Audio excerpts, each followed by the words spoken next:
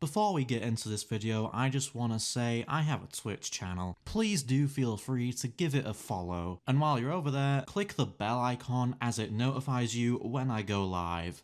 Thanks. Let's travel back to the time of 2020. I bought me and my friend a copy of Sea of Thieves during the global quarantine that was happening around the world. At the time, this is something I really wanted to try out and something I was genuinely interested in. Traveling the oceans either solo or with friends, admiring the views of the oceans and the islands. Traveling to unknown lands where no man dares to step foot, aside from, literally every other player in the fan base. A game where I can travel to regions both dangerous and peaceful. An in-game world that keeps expanding as each story unfolds. 88.15 gigabytes of used up space that will allow you to fulfill your fantasies or desires of living in a pirate world with lots of adventures. Without further ado, let's get into this review. We're now in the world of Sea of Thieves, filled with plenty of trading companies for you to interact with. These people give you voyages to help you earn your gold in the oceans. There tends to be a representative for each of the main 3 companies on each outpost. For example, we have the Order of Souls. These mysterious women give you voyages that may involve skeleton skull hunting or ghost ship bounties.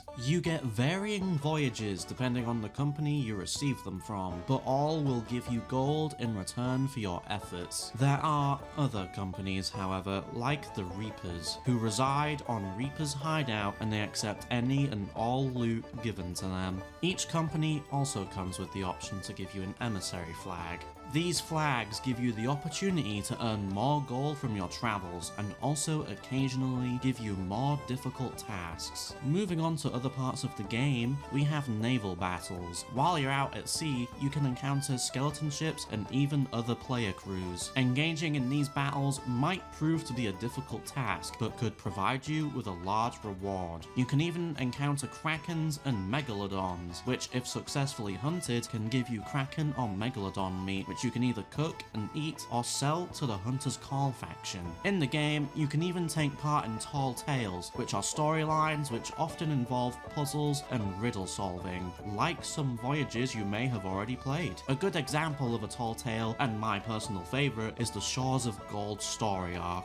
This particular example gets you travelling all around the Sea of Thieves in search of the tools necessary to be able to travel to the Shores of Gold, which isn't easily accessible by normal means. Another comment I wish to add about gameplay is commendations. These can be completed or achieved by doing certain objectives in the game. Some of these might even give you weapon skins, or plenty of other cosmetic items, like the Curse of Sunken Sorrow. The game also features the Pirate Emporium, which is a place to spend your real money on some awesome ship or pirate items. I personally spent mine on the Dark Warsmith costume, which even to this day I love. Going into my opinions of this game, I'd say it's pretty brilliant. While repetitive, it can be quite fun for hours upon hours of playing, and you can even produce yourself some funny or memorable moments in the game. It has a decent variety of things to do, so if you're ever bored, you can easily switch over to another option. If you're bored of treasure hunting, you can go forth and hunt down players or skeleton captains in the game, or you can simply just sail around and admire the views. This game has a special place in my heart as something I'm always excited to play. If you're ever looking for a new game to play with your friends, I'd say this is up your alley. To end off this video, I rate it an 8 out of 10.